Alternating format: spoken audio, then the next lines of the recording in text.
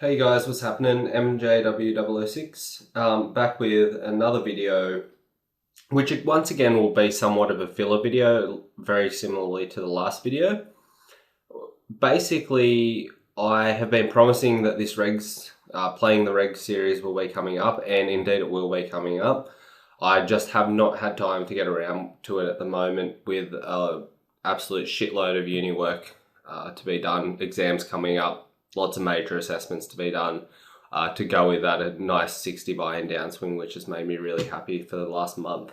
So October hasn't been the best month for me, hasn't been the best time to get things done, such as getting this playing the regs video done. Tonight's video, however, I think will be really educational for a lot of you guys. Basically, these games were played at the $200 level, but I think that it's rather applicable across various levels. Basically, this is somewhat of an inspired video. I played this series of matches yesterday morning. Currently, there's a Halloween party going on in my house. My fiance's got some girls around having a Halloween party, not very interested in the whole dressing up and stuff. So I thought I'd lock myself away and get stuck into what I consider something that's often overlooked when you're playing against fish in particular. This guy wasn't particularly great. Well, I would go as far as saying that he was actually terrible. But I think that when fish sit against you, a lot of the time you tend to think, oh, well, it's a fish. It should be an easy game. And don't necessarily focus on playing your A game. Because quite often your B game or your C game is actually going to be good enough to beat them. However, you've got to remember that in the long run, it's actually a decrease in your win rate if you're not actually playing your best at all times. So I think the whole moral to this video is basically what you should do when you're actually on your A game. I do feel like I played my A game for the latter part of the series of matches that I played against this guy. And certainly the adjustments and the adaptations when you are playing your A game and how effective they can actually be. Now, I'm not sure exactly how long this video is actually going to go for, so it actually may have to be split up into two parts.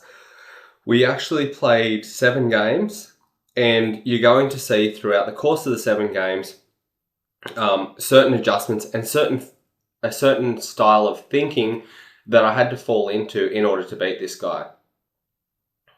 It's not just about the adjustments and the adaptations that you make.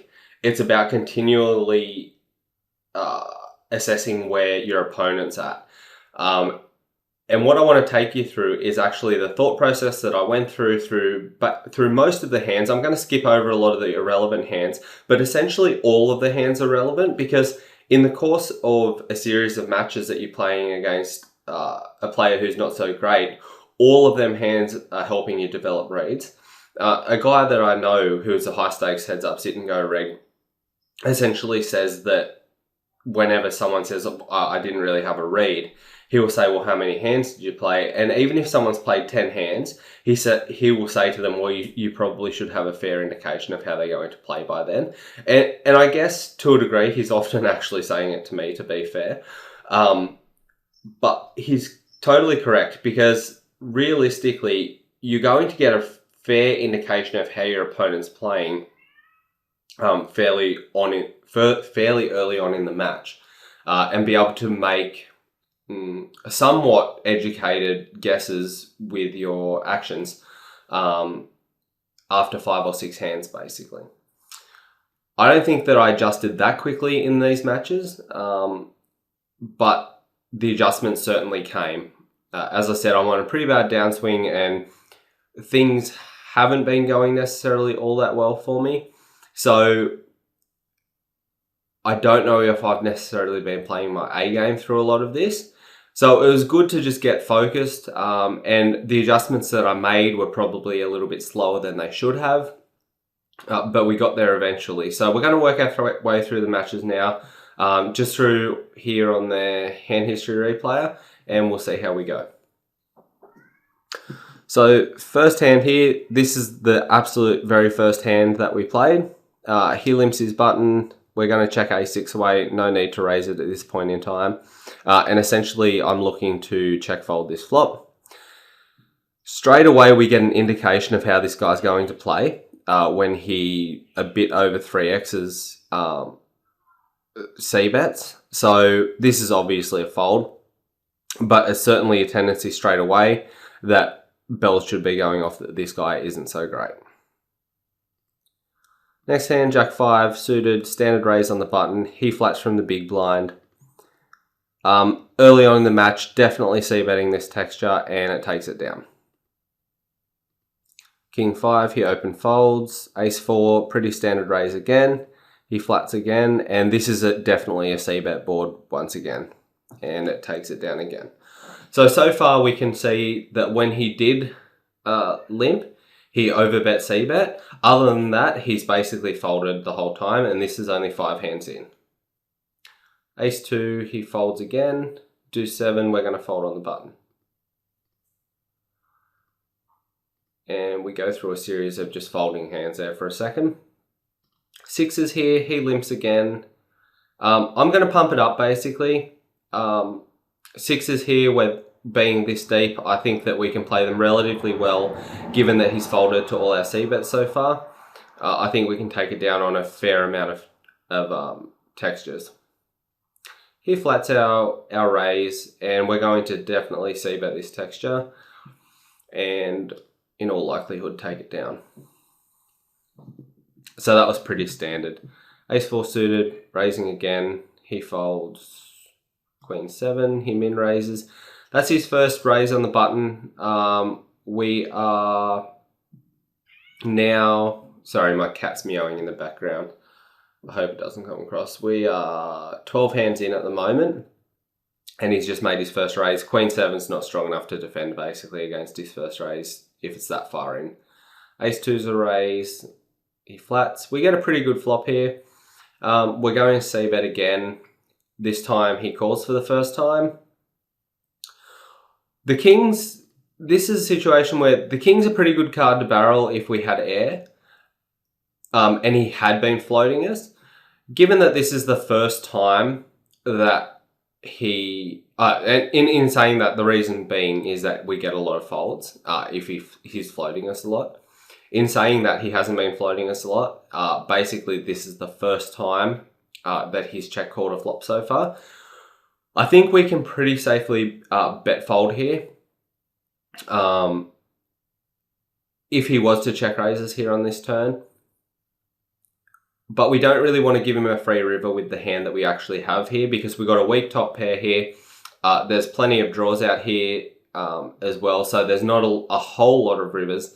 Well, I mean, there's a decent amount of rivers that we're going to like, but even a 3, if we complete our wheel, is certainly not a get it in card. So I think just betting here for value, trying to get value out of them draws is best, because we're not going to get value out of them draws here on the river. And he folds anyway. 7-8, he raises again, pretty standard fold. You can flat there to a min raise. I'm not in love with it though when this guy's been so tight so far. That certainly changes though. Ace 4, once again we raise, once again he flats, and this time we're going to c-bet again. C-betting this flop, I mean, it's relatively wet, but given how often he's folded to c-bet so far, I don't have a problem at all with it. I think it takes it down a pretty large percentage. And I'm just going to shut down once it peels off here. And we see that he floated us with ace 5, okay? So that's kind of information now. He didn't have a heart here. It's a random float, ace high on a highly coordinated board. So that's certainly something that we can tuck in and keep in mind. Jack 4's a fold. Jack 3's a fold. I mean, we can raise the Jack 3. It's probably a little bit tightish given how the match dynamics have been so far, but I mean, folding's fine as well. King 10 here, raised again, definitely a flat. Haven't really tested out how he responds to 3-bets yet. We could 3-bet this hand. At this point in time, I elected to flat. I think that's fine. Pretty straightforward check fold here. the turn doesn't change a whole lot, gives us a gut shot. And if he checks back here, we're likely going to have the best hand at showdown. Given that he bets here, I don't see any reason at all to peel. Ace-9 here, another raise. Another decent-ish c-bet board. Basically, once again, okay. The reason I say decent-ish is that this connects with a lot of them mid-connecting hands. Given that he floated us with ace-5 before, I don't mind just betting here. I think we get value from a ton of worse hands if he is going to start floating us. But I also think it takes it down a fair percentage of the time, so that was probably a mistake on my behalf. And, I mean, c-betting that turn is pretty bad as well. Basically, anything that this turn helped, we would have c-bet in the first place. I don't know what level he's thinking on at this point in time, but I'm representing a really narrow range here because essentially, when I do take this line on paired flops like this, the delayed c-bet that is, I think that sometimes the delayed c-bet is more effective than just c-betting paired boards because a lot of people, especially weaker players, expect that you're going to slow play your trips. So it is fine to delayed c-bet paired boards. I don't like delayed c-betting this particular paired board. I think c-betting and shutting down is the much better option here. And we check back this, we bet this turn, he calls, and then he leads out at the river. There's no point in us calling here, we're always beat basically. 4-5 suited, probably a flat there once again from the big blind. Ace-Jack, flop flush draw, definitely c-betting on this board. He check min raises us, first time he's done this. I'm definitely happy to get it in. 2 overs and a flush draw. I'm certainly not folding here. I make a relatively small 3-bet on this flop. I mean, I've only raised him 260 over his 140 here. Basically, I'm just giving him room to shove because essentially, I mean, I want to get it in here. He clicks it back. I get to put the last bet in anyway. There's no way he's folding once he does this, once he 4-bets us on the flop. I'm just sticking it in, basically. Get it in versus queens, which is rather interesting. He holds in this situation. Our equity wasn't terrible, although it was worse than we expected. The thing to remember, though, when you do come into situations like this is hindsight's a wonderful thing. Like, you can always look back and go, well, you know, my equity was not as great as what I actually expected it to be there. But we didn't really have queens in his range on that flop. We expected it to be a lot of hands that we actually have 2 overcards and a flush draw too, so 13 outs essentially. And I don't mind getting it in them situations. Once again, it's certainly noteworthy that he flatted queens in the big blind, and then he check raised and 4-bet got it in on a pretty coordinated board. So now I can fold 10-3 there, even though I've only got 6 big blinds. We pick up aces, pretty standard shove on my end. He calls, and we hold. 3-5, fold again. King 9, 10, 11 big blinds here. Open shoving's fine once again. He calls, and we hold again. So now we're back to 21 big blinds. He min raises here. We've got queen jack off, 21 big blinds. Pretty clear 3-bet shove. And he folds. King 7, I min raise, he flats. Check back this flop. I mean, I'm pretty sure that c-betting half pot here is best. I don't see any reason really to check back here. I mean, king high definitely has showdown value, especially given the amount of raises pre-flop that he's actually flatted. But I think c-betting here is by far better than the line that I actually took. And checking it down and actually being lucky enough to take it down here. I mean, in this situation, it worked out best, but as I said before, hindsight's a wonderful thing. I think c-betting there is definitely the best option. Jack 7, fold. Queen 4. The blinds have gone up now. We min raise, he flats. Definitely getting it in here with a flush draw. And we end up missing here. The check back on the turn, I think, is fine in this situation. We only have one overcard and a flush draw. I don't love getting it in on this turn. I think checking back's perfectly standard. And when this river rolls off and we completely brick, I think it's certainly grounds to check it back or just fold. And once again, he floated us ace high. This time he was good. 2-7. So we're back down around the 10 big blind mark. Ace 2 suited is definitely a shove. And we hold again. Back up to almost 700. Min raising the Jack Queen. Once again, c-betting here. I think the fact that he'd already begun to float us, I don't think he'd done it enough to warrant all this checking back that I'm doing.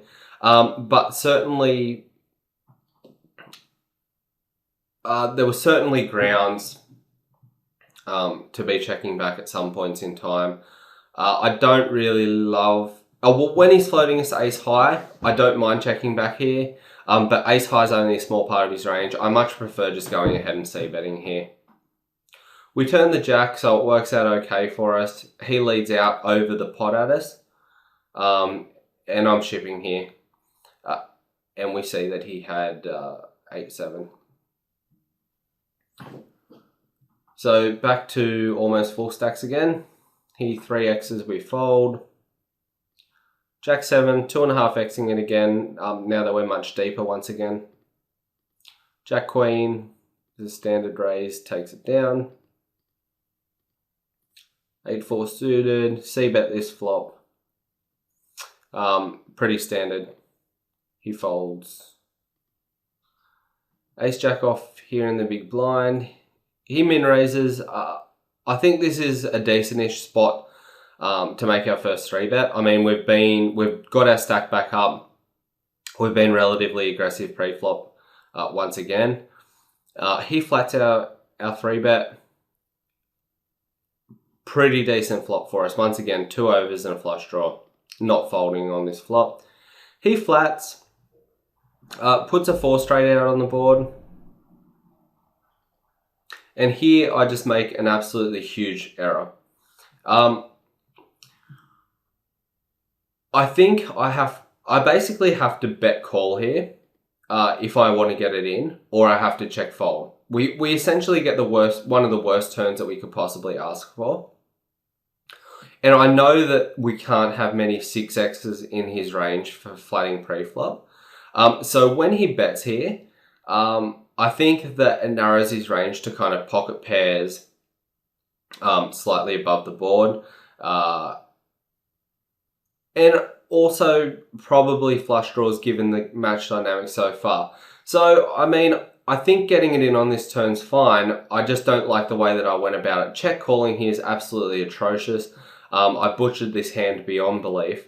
And when the river rolls off with an absolute blank, I essentially, I have to call here basically.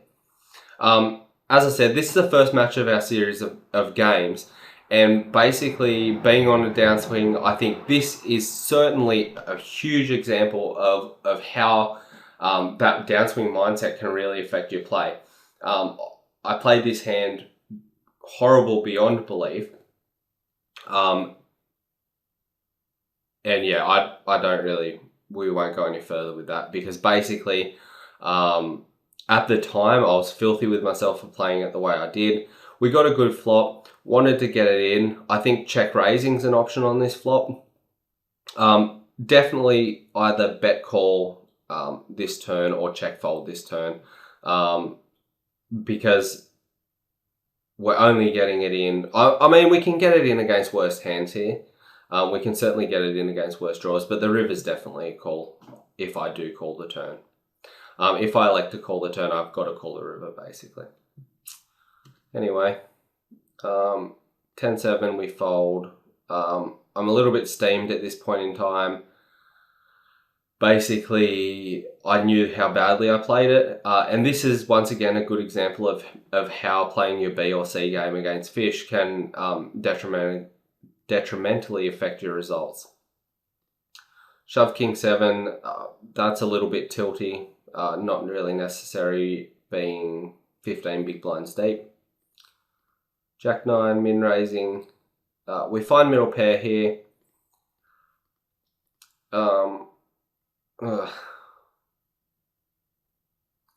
I much prefer just barreling.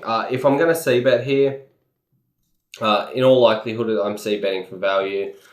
Basically, I have to just get it in on this turn. I have to just bet call this turn because there's so many draws on this turn that get it in. Worst jacks get it in. Obviously, we get it in versus King X, but we're going to do that on the flop anyway. And with these stack sizes, I should just be betting the turn and getting it in here. As it is, once again, I'm in it and I fold. So we go foldies for a couple of hands. Jack 5, perfectly standard with 12 big blinds to ship it. 9-10, I limp. This is the first time I've done it. Check it down, bet the river, and he folds. Queen 10, I can definitely shove over his min raise here. And we obviously run good. And once again, we get our stack back up to a reasonable size. The King 7's fine, and this texture's fine to be c-betting once again. Very good double barrel card. We haven't really double barreled him thus far. So I think this card's perfectly fine to double barrel as our first one. And I think the stacks allow us to do it as well. He check min raises us. This is a pretty clear fold, obviously. Ace 7, pretty clear shove here with less than 20 big blinds. And we get it in against King 10. And once again, we hold. Obviously, at this point in time, I've run extremely well to even stay in the match, given the huge glaring mistakes that I've made. However, this match comes to a shuddering halt here. I think that this is fine to be checking back this flop with bottom pair. I mean, our bottom pair doesn't have a great deal of value. We have a backdoor flush draw as well. I just think that he's floating us way too often, and basically we're bloating the pot.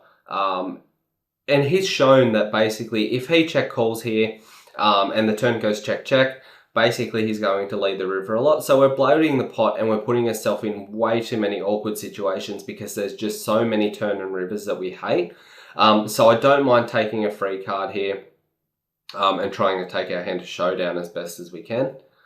We get the best turn pretty much in the deck. Other than 3x, I think that the King's a great card for us here. It's definitely a bet. And I bet a little bit on the bigger side here. I don't think that this guy's going to be able to exploit that at this point in time. The river rolls off with the ace of hearts, and he open ships this river. It just screams busted draw to me so far. I pretty much snap call there, and he shows the flop nuts. Now this hand's interesting in the context of future matches, because basically we've seen this line earlier where he's check called and he's led the rivers. But not have we seen him check call, double barrel, lead the river. So it's certainly one that we need to put in our pocket, and certainly something that we need to think about in future matches. Alright, I'll just pull the next game up. Alright, so this is match 2, and we'll just get straight into it. 9's on the button, pretty standard open here. He flats.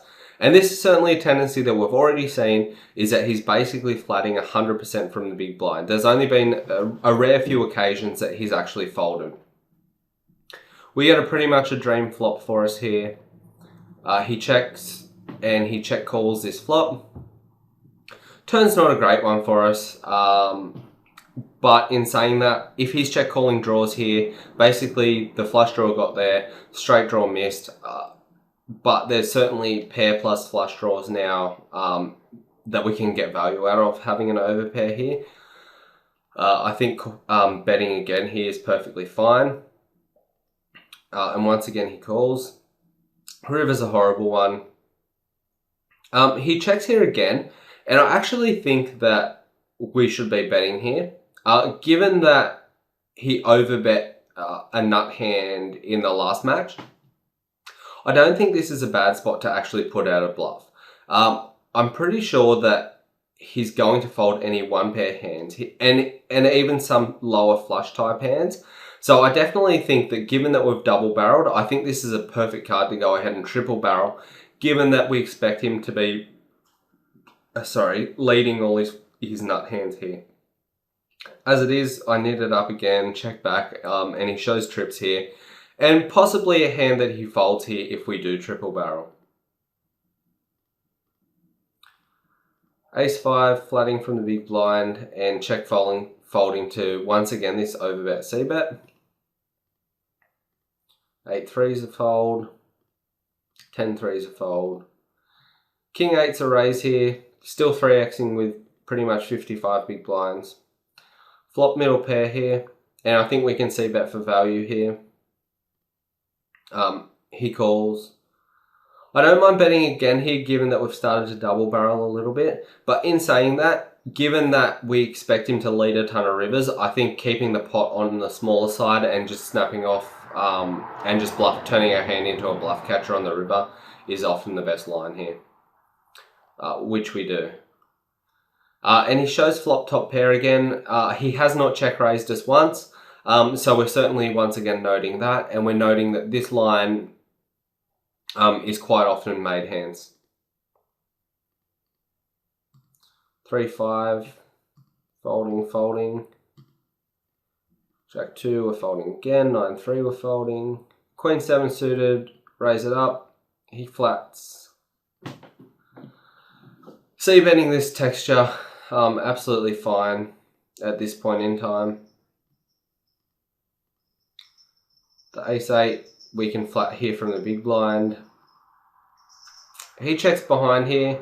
I don't kind of mind leading here, given that he's overbet c-bet. I don't mind just leading out here for like half pot and trying to control the size of it a little bit and taking that away from him. Checking with the intentions of check calling is obviously fine and perfectly standard as well. So we bet this turn. When we turn to pair, we get a pretty horrible river. I'm still going to go ahead and value bet. I think that we can pretty safely bet fold if he makes a big raise here. Bet call if he makes a small raise here. I don't really expect to get raised all that often because I would expect him to be c-betting a 10 here. It takes it down anyway. 5-7. I min raise here with 50 big blinds, and this is basically the first adjustment that I make, given that he's flattered basically every hand from the big blind so far. Ace 3 he folds. Jack 4 we fold. 6-4 should be a fold as well. 10-8 we 3x it again. Probably should be min raising here. We do 3x it in this situation. We flop an open-ended straight draw on a really good c-bet texture, and it takes it down. Flop middle pair here, gonna c-bet for value again, and he's check folding a fair bit at the moment as well. Queen Jack, once again we flop top pair, gonna be c-betting and should be double barreling once again here. With this river, I kind of think that once again, if he had a nut hand here, he'd probably actually lead out of this. So I don't mind actually putting out a pretty small value bet there on that river. I think that versus this guy, and this is kind of in hindsight because I know how the matches actually went, I can definitely value bet in this pot. Without that specific read, that he will snap us off light if we do put a small bet out. I'm not in love or totally in love with actually putting a small bet out there. I think it's pretty close. But we get our stacks back to relatively close to even again. Calling the min bet. flopping middle pair again. To the overbet c-bet, I probably think we should be calling one straight here and just reevaluating the turn. I think folding's really nitty there. Ace 8, checking back this texture, pretty wet board. Ace high, I definitely think we should try to be getting our hand to showdown. Once again, we hit top pair on the turn, betting the turn, and he leads out at us here on the river. I end up making the call. I think we're beat a huge percentage of the time here. I think it was a pretty bad call. And we were.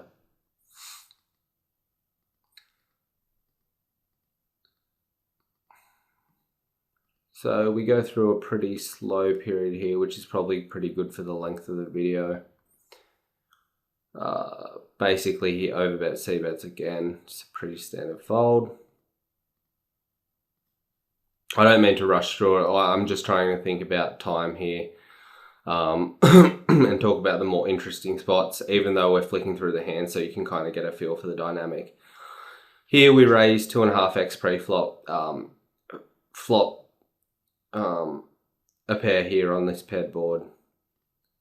C-betting's perfectly standard there. I don't love my double barrel. I know that there's certainly draws which can call on this flop. And there's certainly draws which may call again on the turn. I think that we can play pretty comfortably against him on a lot of rivers here. I don't really know. I know that we have a double barreling dynamic in place. I don't really necessarily think that we're getting value out of enough hands to actually double barrel here. With stacks as well, I mean, I hate getting check shoved on this turn. He hasn't really shown us that he's capable of bluffing at this point in time. But if we were to get check shoved on, it really sucks to have to fold a hand in this spot. It's basically a way ahead, way behind situation. Once again, going through a pretty slow period here. We get aces, definitely c-betting here, and he folds this time.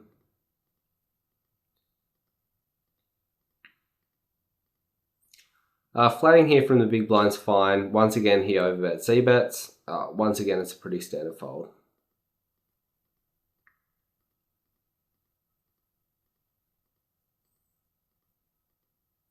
A6 should be c-betting this board. He check calls here. I don't mind checking back the turn. I don't mind just firing a c-bet here and shutting down. And he has ace queen, so he takes it down again.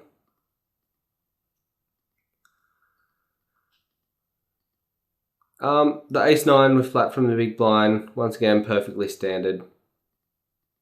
I wouldn't mind actually taking a stab at this here on the turn, given that when he has check back flops, he's always basically checked it down. So I don't mind actually just taking a stab and trying to take it down here rather than giving another a look at 6 more outs, basically, because our ace high is often good, but he certainly has a shot at 6 free outs, as he would have here on the river. So I don't mind doing that. Plus, if he flats here and we hit our, well, essentially it's a gut shot on the river, we have a little bit bigger pot as well. There's certainly some argument for actually just putting that bet out more or less to test the waters and see how he responds to that. Jack 10, flopping top pair, and betting here, I'm pretty sure. Double barreling here is perfectly fine. I mean, there's certainly 5s in his range. There's definitely worse jacks, definitely 7s in his range here for check calling. And shoving this river, I certainly think that this river doesn't affect his range much. And I think that at this point in time, I recognise that if he did have a nut hand, he's probably leading at us here on this river. So I really don't mind shoving here. I think it's pretty safe. And he folds. Queen 7 suited. I don't mind flatting the min raise here. We flop top pair and certainly get our opportunity to see how he responds when we lead. And I'm definitely going to go ahead and fire another barrel here at this river. I think that there's enough worse hands that we get value out of. And obviously when he folds, it's neutral EV, because if we checked, we had the best hand every single time anyway. King 8 raising again. Checking it back here. This board, once again, is pretty wet texture. I don't mind trying to get a king high to showdown, and it's a pretty clear fold here on the river. Ace 9 once again flatting from the big blind. Wouldn't mind again taking a stab at this turn. Once again, given that we have ace high, it's probably not as bad just to check it down. And we do have the best hand once again. I think if in situations like this, when we have hands, and on textures like this, when we have a hand like maybe, God, all the hands have draws, more likely like Jack 7 suited, for example, or Jack 8 suited, something like that, I think it's perfectly feasible to be taking stabs at turns like this, particularly when our opponent's c-betting. It appears that they're overbet c-betting when they do hit flops, and they tend to be checking back when they miss. 5s are a raise, Jack 9's flat, flopping a gut shot, he pots it here, pretty standard fold.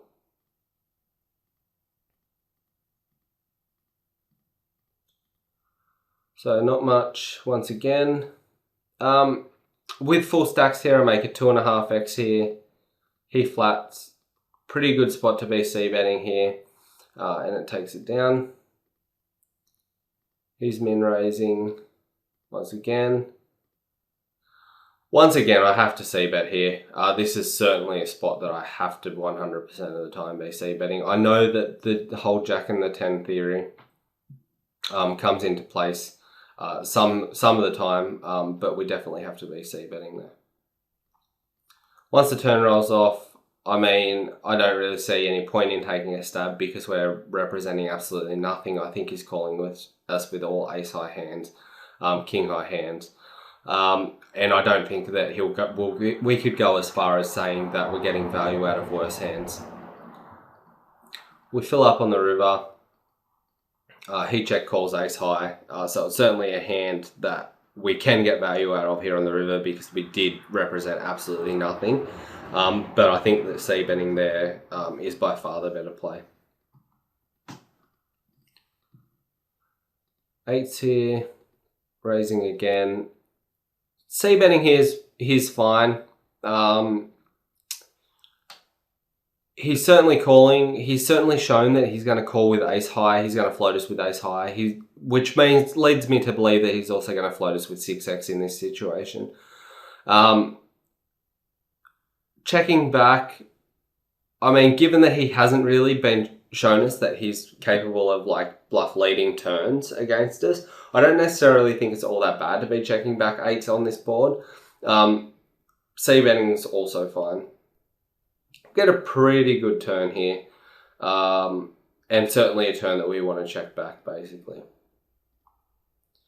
And we do make a straight on the river. I don't expect to get value a lot of the time, but if he is calling, I expect him to be calling regardless of our bet size. I think betting a little bit on the bigger side is okay, without actually overbetting. I think overbetting makes it a whole different story, but I think betting 3/4 pot there is essentially the same as betting half pot.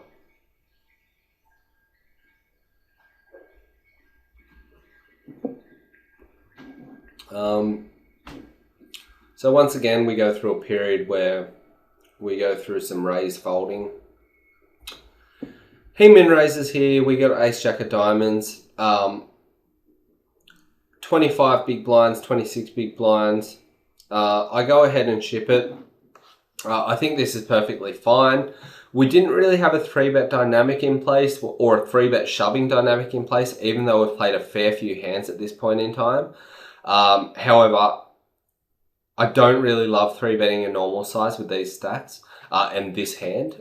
If it was aces, obviously, and a lot of my stronger hands, I'm going to 3-bet a normal size. And this is highly exploitable against a thinking player. That's why I'm not going to do it against a thinking player. But against a not so intelligent player, I think 3-bet shoving is perfectly fine here. And we get a fold anyway.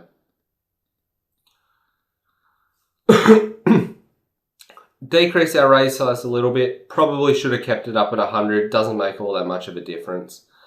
He flats. Once again, c-betting here for value. He hasn't shown us that he's willing to check raise at this point in time, so we're not afraid of that. Checking back's perfectly fine here. When he overbets here, this river's pretty terrible for our hand. Even though there's busted draws here, he's shown us that this is nut hands. This is a pretty easy fold in my opinion, given what we've seen from this guy so far. King, Queen, 3-betting. We're a little bit deeper in this situation. 3-betting a relatively normal size. Definitely c-betting this flop. C-bet's on the biggish side. Probably should have made it around about 280, 290 here. But obviously I was just going for maximum fold equity on this board. And he folds. Which is good to note that he will flat 3-bets and fold on good boards like this. So certainly something that comes up a bit later. 10-8 off. We flop middle pair. I don't mind checking back middle pair here. I definitely think c-betting's better, especially because we get value out of worse hands. I don't know. I probably should have c-bet in this spot. Use the delayed c-bet here. And he goes ahead and leads out of the river. This is a pretty clear fold, basically. Jack 10. And we get basically a dream flop here. Definitely c-betting. I think double barreling this card is also okay. And I think this is mostly because we've seen so many floats from him from ace-high hands, for example. We also know that he's calling like Queen X, 6X, and by the king rolling off, it makes it far less likely that he actually has a king. I definitely think that he's folded to a fair percentage of our double barrels thus far, except for the situations where he's had nut hands. So I think we have maximum fold equity here by just going ahead and double barreling the turn. And we do get a fold. King Jack here, exactly the same as the Ace Jack hand before. I think it's perfectly okay to be 3-bet shoving here. He calls with Ace 2. And he holds. So the stacks basically flip. The King 4 here. C-betting's fine here. Definitely a texture which we want to c-bet here. I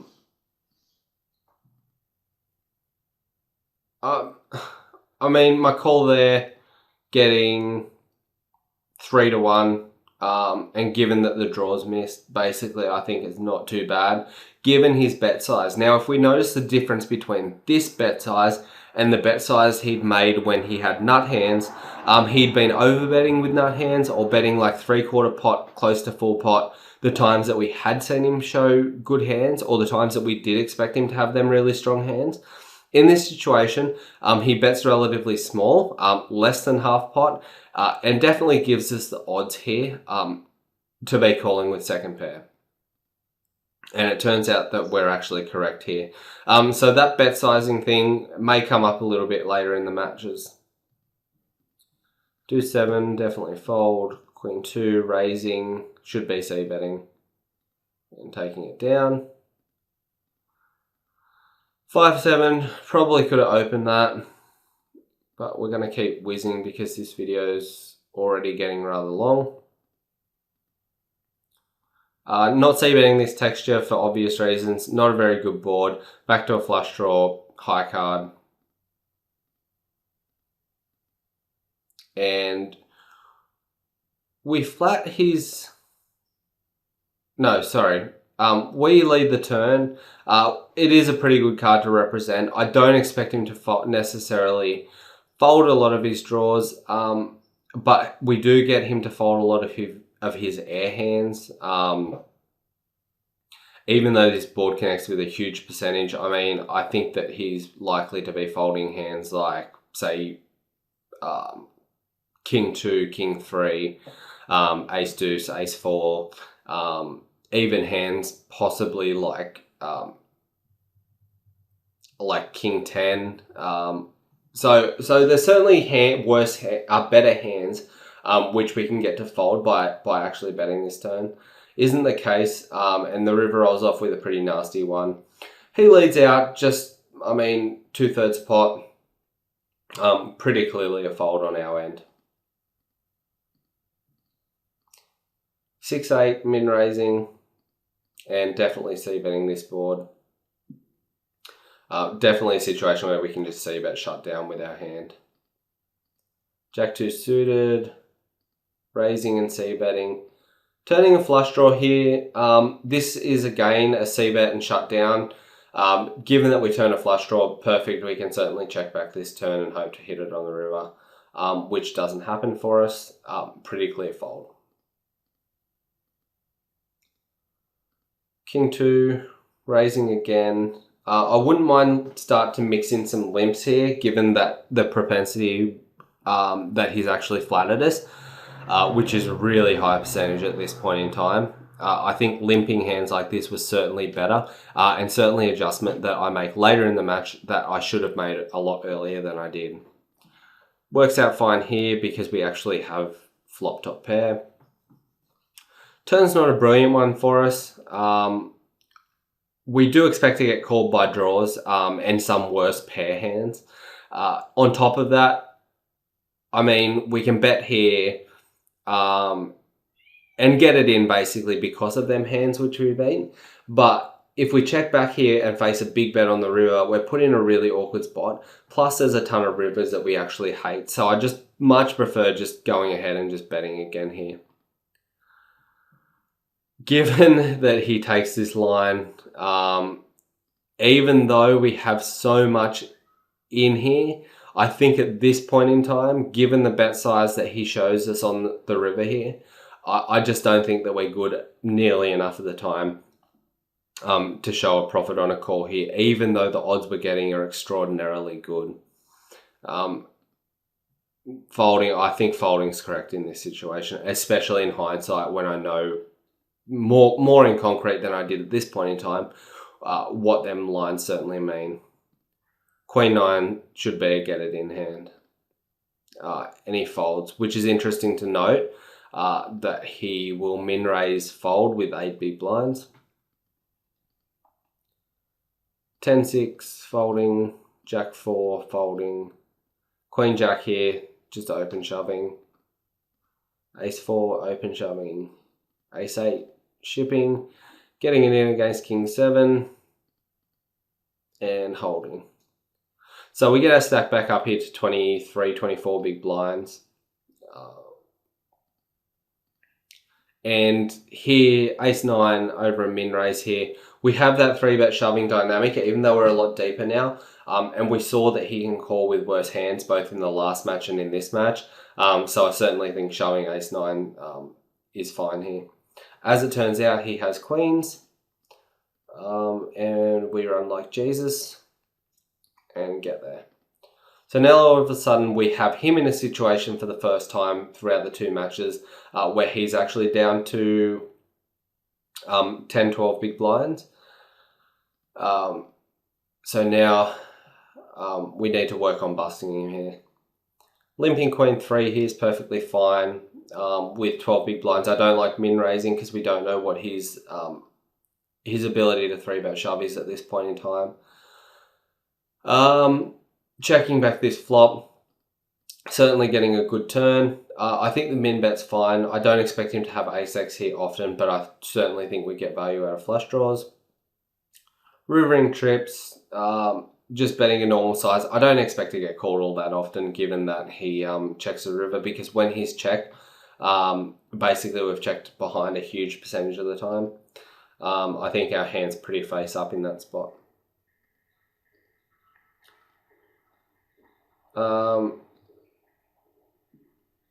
Ace Jack here is certainly a min raise call, as it is he flats. We flop middle pair. We're certainly getting it in here on this board with his stack size. He check calls. I probably much prefer just to put him in here. In fact, it's definitely better to just put him in here. Pretty big mistake on my behalf to not.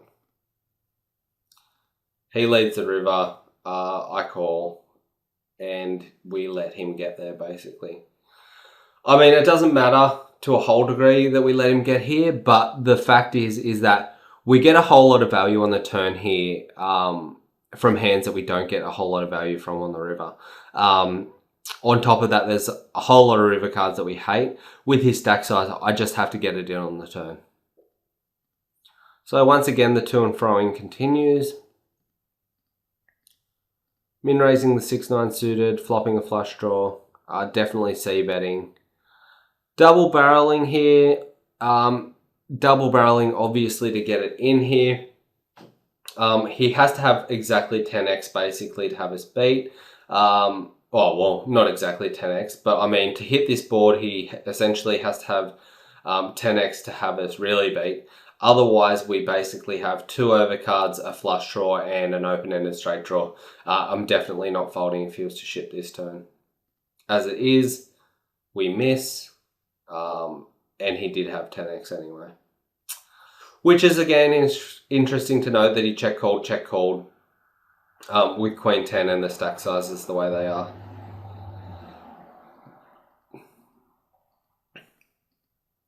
Blinds up to 30-60. I think I can c-bet pretty safely this type of texture.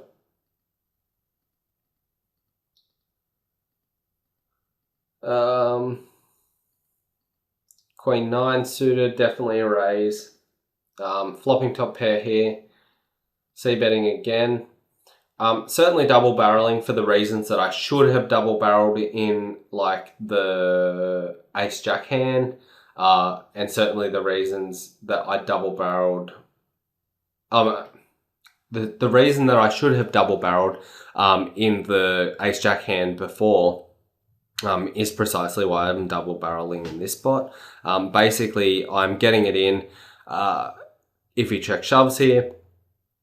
If he has 6x, so be it. There's not many 6x combinations of 6x that he can have, but there's certainly tons and tons of draws that are going to continue here. River, not a great one for us. I think checking back's perfectly fine here. I don't know if there's a whole heap of value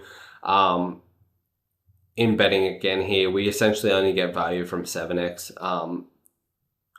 I don't really see all that much value in it. You know, we get value from that hand as well, but there's only a very narrow range that we're actually getting value from there on the river.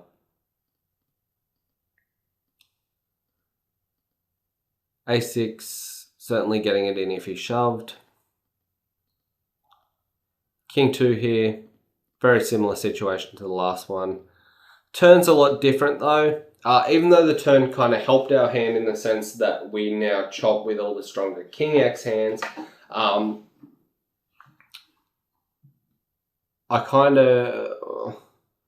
mean, we know that he floats ace-x. We know that he's floating any of his ace-x hands on this board, even though the stacks are set up differently.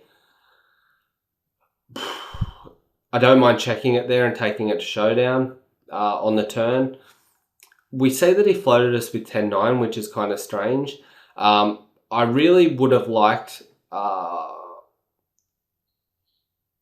to have known this a little bit earlier, that he was floating trash like this. But now we've found it out, we can certainly use it to our advantage. Very much exactly the same as the last hand that we played, the Queen 9 hand. I don't really see much that we actually get value out of here. We don't really fold out better hands either, so I think that check and check on the river is certainly fine as well. 9-7 suited, I limp, and looks like we're going to check it down. Ace 10, definitely 3-bet shoving. He folds. Limping again here with these stacks. Checking it down once again, chopping it up.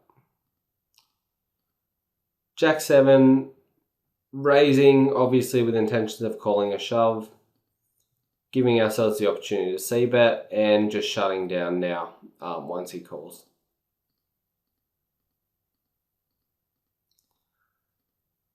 Queen 8 suited, we flop a flush here, obviously a really good flop for us. C-bet half pot, the same as we did last time. I don't mind checking back here, but in saying that, I don't mind checking back here because he's shown us that he'll bet a lot of rivers. We also give him the chance to get there. However, I don't know if we necessarily love a spade because there's a lot of king of spades, ace of spade type hands, which are actually in his range in this situation because he has shown us that he's not prepared to check raise. On top of that, I think we get value out of one pair hands, which can put us on a flush draw here. We also get value out of like Queen Jack, for example. We certainly get value out of flush draws here on the turn. So it's a pretty easy spot to bet. I did only bet half pot because I want to price in a lot of them draws. River rolls off with the 8 of hearts. Pretty good card for us. I just put him all in here. And he snaps with King Jack. And we scoop this match. I think that our line was optimal in this situation. Even though I mentioned checking back the turn, I don't think it's particularly great for the reasons that I mentioned, that we get a ton of value out of worse hands here. So we go to a 1-all scoreline basically in our series of matches. I will pull up the next video and see how long it is because I'm definitely going to have to chop this up into 2 videos. Okay, so the third game's really short. So we're just going to whiz through it as quickly as we can. King 10's certainly a flat. I like to lead here. I probably could have given him the opportunity to c-bet, but I do see some value in leading. And essentially at this point in time, given that he's rematching, I'm certainly starting to work out how he responds to everything. And in saying that how he responds to everything, I don't think that I've tested out how he reacts to leads. Definitely leading again on this turn. It doesn't change a whole heap. And we river a flush here. There's certainly enough better flushes in our range here that we hate when we bet and he raises us. Even though he hasn't shown an ability to bluff raises so far, I hate having to bet fold this hand. I much prefer check calling. I don't really see all that much value when we bet here anyway from worse hands, given that, well, there's obviously the king, ace, and jack of hearts, which are better than our hand. Then there's the 8, 9, 6, 5 deuce of hearts. And I don't really see the 6, 5 and deuce of hearts necessarily calling here on this river if we were to lead. And he shows a flop set, which is really, really interesting.